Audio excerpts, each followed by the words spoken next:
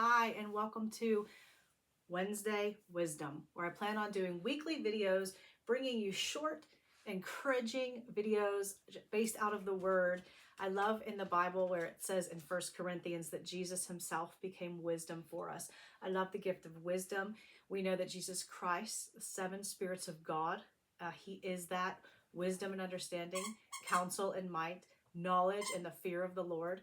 And I just love what comes out of wisdom and for our days.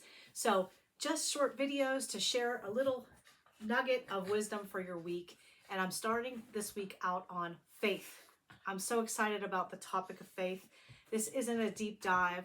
This is just a very quick feeding of faith.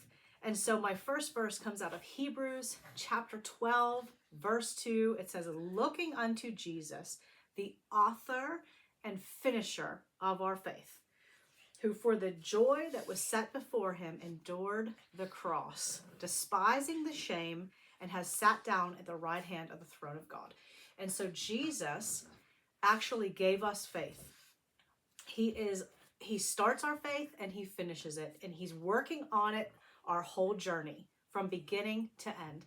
So I love in the Gospels where it talks about faith. In Matthew chapter 17, it says in verse 20, you don't have enough faith. I tell you the truth. If you had faith even as small as a mustard seed, you could say to this mountain, move from here to there, and it would move. Nothing would be impossible. How many of you ever seen a mountain move? I have never been able to push successfully against a mountain and have it move. But Jesus is explaining that by faith, you can do that. In the book of Luke, also chapter 17, it says in verse 5, the apostles said to the Lord, show us how to increase our faith. And Jesus tells them this very similar thing. He says, if you had faith even as small as a mustard seed, you could say to this mulberry tree, may you be uprooted and planted in the sea, and it would obey you. That is amazing. Mulberry trees are known for their quick, deep rooting that takes place. They root very deep. So a little tiny mustard seed versus a massive tree that's deeply rooted is pretty, against the odds. But Jesus is saying, if you have faith. So I just wanted to give you some examples. In Hebrews 11:1, it says, now faith is confidence in what we hope for and assurance about what we do not see. So faith isn't something that you have. You're believing for something you haven't seen yet. Hebrews chapter 11 is a whole chapter on faith. Check it out. That's your homework. Read about faith, learn about it. It talks about all the things that happen in the Bible stories of old when people had faith. So I want to give you just this analogy of, I was thinking about, it's football season. The football players practice against that thing. They kind of push against it and someone stands on the back and they move it across the field. I was kind of seeing myself pushing against one and it not moving, and pushing and believing in faith, pushing and believing in faith, and it's not moving and it's not moving and it's not moving. And then suddenly it moves. It moves a centimeter. It moved. Well, now I'm not hoping for something, because now my faith has actually moved something. So it's no longer faith that I'm believing for it to move, because it's moved. So now I actually get this confirmation. I have evidence. Now I have evidence. Evidence stirs your faith to go further. So a Bible teacher in my ministry school taught about the piñata analogy.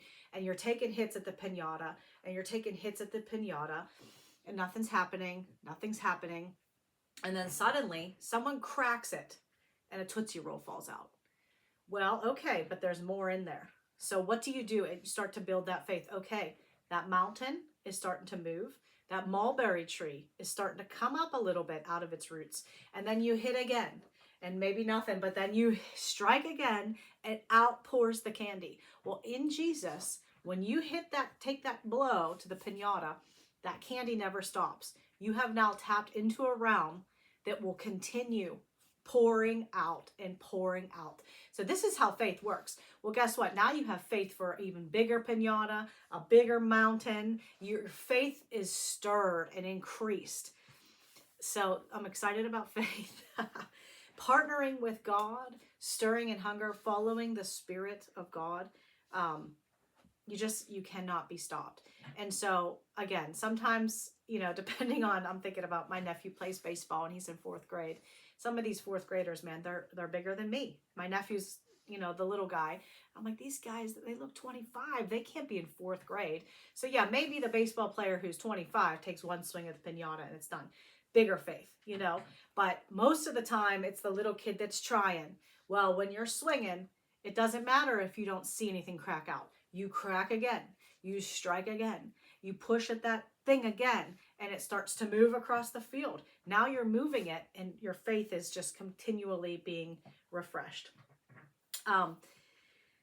In Philippians chapter 1, such a good book, verse 6, it says, "He who began a good work in you will carry it on to completion until the day of Christ Jesus." God is working on you. He's working on your faith. He is working with you. He's the author, excuse me, and the finisher. And my hair went out of the way there. Author and finisher.